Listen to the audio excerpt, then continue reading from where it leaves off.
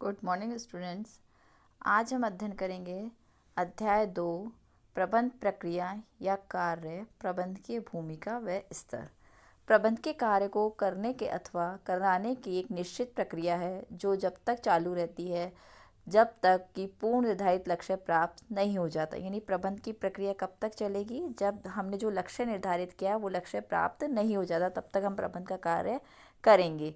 Stoner के शब्दों में प्रक्रिया कार्य को व्यवस्थित रूप से करने का तरीका है। प्रबंध एक जटिल, लचीली एवं गतिशील प्रक्रिया है। जटिल यानी क्या है? टफ हो गया। लचीली यानी फ्लेक्सिबल, जैसे जैसे समय के हिसाब से या आवश्यकता के हिसाब से बदला जा सकता है। और गतिशील प्रक्रिया यानी हमेशा गति रहती है, इसमें चलती ही रहती है। प्रबंधक द्वारा पूर्ण की जाने वाली प्रक्रिया एवं विभिन्न चरण या कार्य या तत्व होते हैं। यह तत्व अपने आप से स्वतंत्र नहीं होते बल्कि आपस में एक दूसरे पर अंतः निर्भर होते हैं, अतः अनेक तत्वों से प्रभावित भी होते हैं। प्रारंभ से अंत तक किए जाने वाले कार्यों की एक सतत श्रृंखला है। सतत श्रृंखला लगातार चलने वाली श्रृंखला, कड़ी। इस श्रृंखला में कई चरण या कदम हैं जिन्हें क्रमबद्ध तरीके से पूर्ण करते हुए लक्ष्य प्राप्ति एवं उसके पश्चात भी अनवरत चलते रहना होता है। प्रारंभ में योजना बनाने से क्रियान्वयन तक यानी कि जब आपने प्लानिंग की, योजना करी है, और क्रियान्वयन तक यानी जब तक कार्य आप कर रहे हैं। तत्पश्चात किए गए कार्यों का मूल्यांकन करने की प्रक्रिया में प्रबंध के उद्देश्य निर्धारण, नियोजन, संगठन, नियुक्ति, निर्देशन, नेतृत्व, संप्रेषण, अभिप्रेरणा व नियंत्रण आदि कई प्रबंध के कार्यों को निष्पादित करता है। इसे ही संयोजित या सामूहिक रूप से प्रबंध प्रक्रिया कहते हैं। यह प्रक्रिया प्रबंध प्रतिरूप भी कहलाता है। देखिए क्या है इसमें, प्रबंध आया कि प्रबंध का उद्देश्य पहले निर्धारित करो, फिर नियोजन यानी योजना बनाओ, फिर संगठन बनाओ कि कौन कौन व्यक्ति कार्य करेंगे, उन व्यक्तियों की नियुक्ति करो, फिर उनको निर्देश दो, उनका नेतृत्व और संप्रेषण यानी आचार विचार देना, अपने विचार प्रदान करना, उनके विचार लेना, ये कहलाता है संप्रेषण, एक दूसरे के विचारों को एक दूसरे तक पहुंचाना। अभिप्रेरणा यानी प्रेरणा, और नियंत्रण यानी कंट्रोल करना आदि, ये सब मिलकर के जो कार्य करते हैं वो क्या कहलाते हैं? प्रबंधकीय प्रक्रिया। प्रबंध की प्रक्रिया की विशेषताएं। प्रबंध के कार्यों को निरंतर गतिशील प्रक्रिया है, यानी हमेशा चलती ही रहती है। प्रबंध के कार्य प्रबंधक द्वारा होते हैं, अतः ये एक मानवीय क्रिया है कि मानव के द्वारा की जाती है और मानव के लिए की जाती है, तो ये एक मानवीय क्रिया है। प्रबंध की क्रियाएं मूलतः व्यक्तियों को आपसी संबंधों पर निर्भर करती है, अतः प्रबंध एक सामाजिक प्रक्रिया है। क्या मूलतः व्यक्तियों के आपसी संबंधों पर निर्भर करती है, यानी व्यक्ति आपस में कार्य करते हैं, तो वो क्या कहलाती है? ये एक सामाजिक क्रिया है। प्रबंध अपने प्रभाव का प्रयोग कर लक्ष्य प्राप्ति का पूर्ण प्रयास करता है, इसलिए प्रभाव उत्पादक एवं परिणाम प्रधान प्रक्रिया है। देखिए प्रबंध अपने प्रभाव का उपयोग करके, प्रबंध क्या चाहेगा? लक्ष्य जिसके लिए प्रबंध किया गया तो उसके लक्ष्य की प्राप्ति करना, लक्ष्य की प्राप्ति करने के लिए वो क्या क्या कार्य करता है और उसके क्या परिणाम मिलते हैं, तो ये प्रभाव उत्पादक और परिणाम प्रधान प्रक्रिया है। लक्ष्य प्राप्ति की यह प्रक्रिया व्यक्तिगत जीवन से लेकर सभी छोटे बड़े व्यावसायिक गैर व्यावसायिक संगठनों में प्रयुक्त होती है, इसलिए इसे सार्वभौमिक प्रक्रिया कहा जाता है। सार्वभौमिक प्रक्रिया भी कहा जाता है, क्यों? क्योंकि ये छोटे बड़े और गैर व्यावसायिक सभी संगठनों में कार्य किया जाता है प्रबंध का, इसलिए सार्वभौमिक यानी सभी जगह काम में आने वाली प्रक्रिया है। प्रबंध की प्रक्रिया के चरण व प्रबंध के कार्य। प्रबंध प्रक्रिया में बहुत से कार्य सम्मिलित हैं, किंतु इन कार्यों के संबंध में विद्वानों के बीच मत भिन्नता है, जो उनके द्वारा प्रयुक्त शब्दावली, उनके दृष्टिकोण, उनके अनुभव के कारण है, जो निम्न विवरण तालिका से स्पष्ट है। प्रबंध के कार्यों के विद्वान अभिमत अनुसार: राल्फ डेविस के अनुसार नियोजन, संगठन और नियंत्रण। कुंटेज ओडोनल, नियोजन, संगठन, नियुक्ति, निर्देश और नियंत्रण। ब्रेक, नियोजन, संगठन, अभिप्रेरणा, समन्वय और नियंत्रण। हेनरी फ्योल क्या कहते हैं? नियोजन, संगठन, आदेश, समन्वय, नियंत्रण। लिडाल उर्विक, नियोजन, संगठन, आदेश, समन्वय, संदेशवाहन, पूर्वानुमान, जांच। लूथर गुलिक, नियोजन, संगठन, नियुक्ति, निर्देशन, समन्वय, विवरण देना और बजटिंग। उपरोक्त कार्यों के अतिरिक्त कई विद्वानों ने प्रबंध के बहुत अन्य कार्य बताए हैं। प्रबंधक के द्वारा किए गए कार्यों की सूची बहुत विस्तृत हो सकती है, किंतु अध्ययन की दृष्टि से इन कार्यों को दो भागों में विभक्त किया है। पहला प्रमुख कार्य और सहायक कार्य।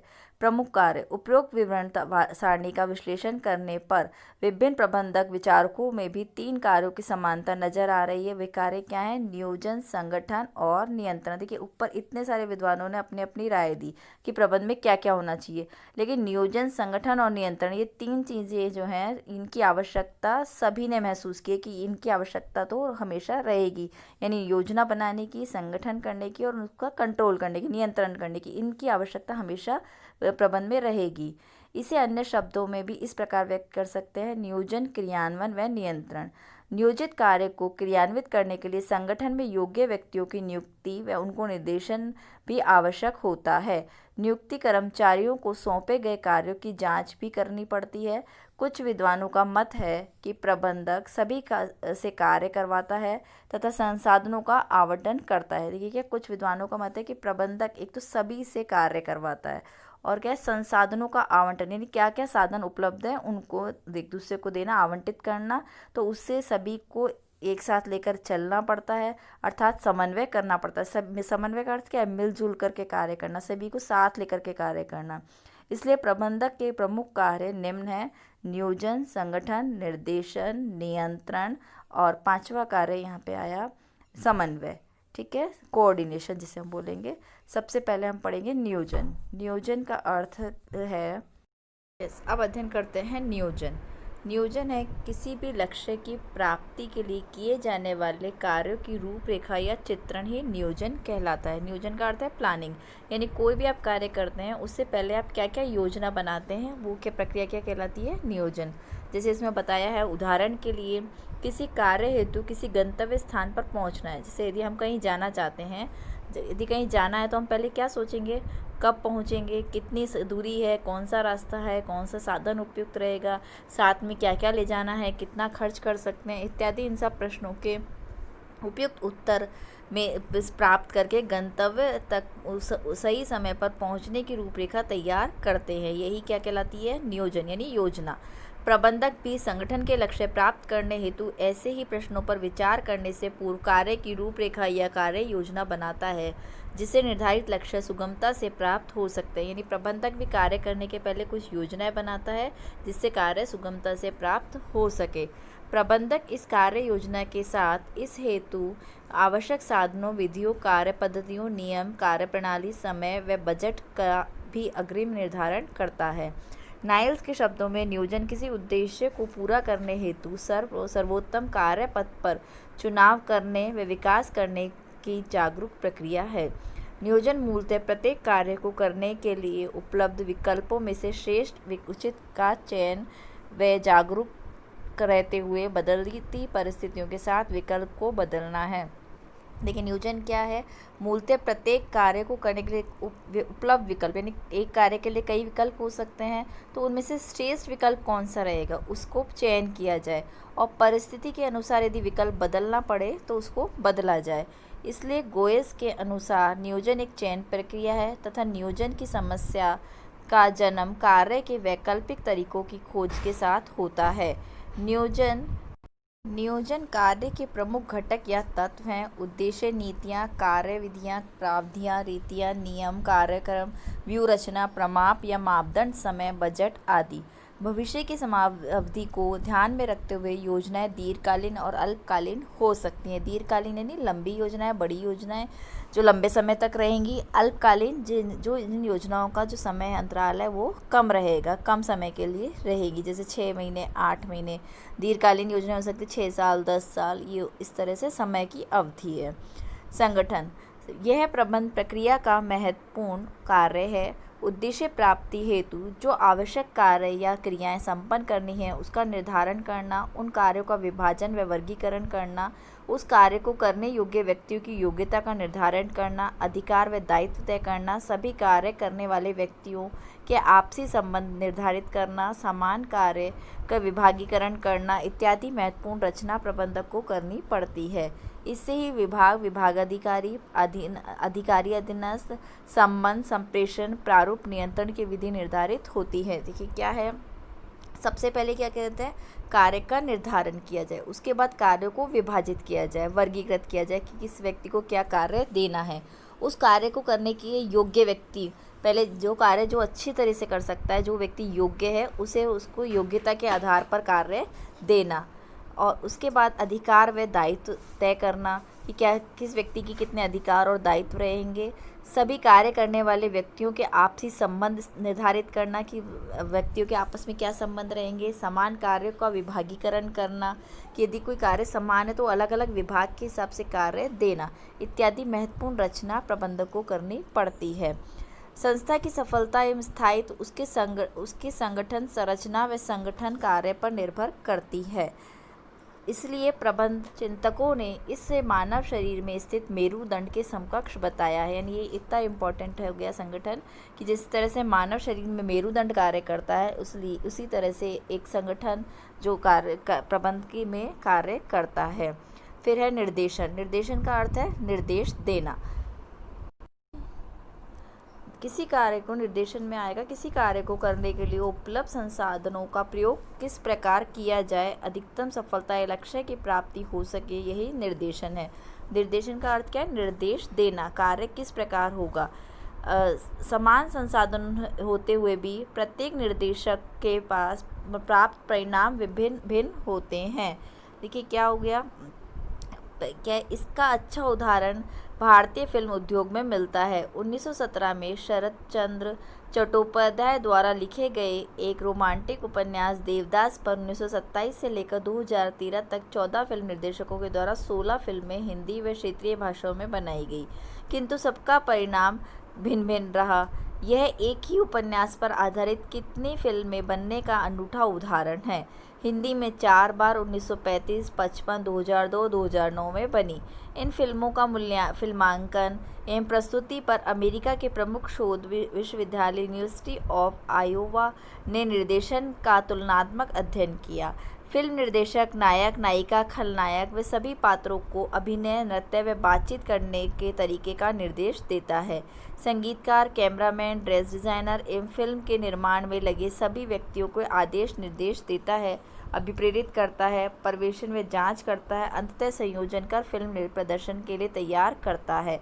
संभवतः आप निर्देशन कार्य की व्यापकता, प्रासंगिकता व जटिलता को समझ पाएंगे। देखिए क्या है, जब भी कोई फिल्म बनाई जाती है तो क्या निर्देश दिए जाते हैं। जैसे संगीतकार संगीत देता है, कैमरामैन अपना काम करता है, ड्रेस डिज़ाइनर ड्रेस डिज़ाइनिंग करता है, या अलग अलग छोटे छोटे से शॉट्स लिए जाते हैं। उसके बाद आपके सामने एक पूरी फिल्म तैयार मिलती है। तो क्या कार्य की जटिलता है, लेकिन क्या निर्देशन से कार्य की व्यापकता, प्रासंगिकता एवं जटिलता हमने इस फिल्म के उदाहरण से किस तरह से फिल्म बनती है उसको हमने समझा।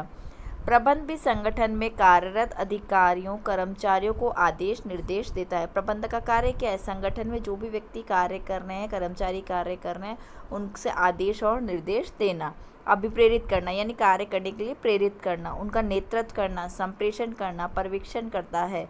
निर्देशन के द्वारा प्रबंधक कर्मचारियों के व्यवहारों को संगठन के अनुकूल बनाता है, संस्था के प्रति अपनत्व भाव उत्पन्न करता है, जिससे वे स्वेच्छा से उद्देश्य प्राप्ति में योगदान देने को तत्पर या तैयार होते हैं। देखिए कार्य क्या है? स्वेच्छा से किया जाए। यदि आप ज़बरदस्ती किसी से कार्य कराएंगे तो वह कार्य अच्छी तरह से नहीं करेगा, लेकिन यदि वो स्वेच्छा से, अपने ही इच्छा से यदि कार्य करेगा तो उद्देश्य प्राप्ति में योगदान देगा, तभी कार्य अच्छे से हो पाएगा। निर्देशन में समाहित इन सभी कार्यों के लिए निर्देशक का प्रभावी व्यक्तित्व होना आवश्यक है। निर्देशन कार्य के प्रमुख घटक अनुशासन, आदेश निर्देश, अधिकारियों का भारार्पण, संप्रेषण, अभिप्रेरणा, नेतृत्व, पर्यवेक्षण इत्यादि हैं।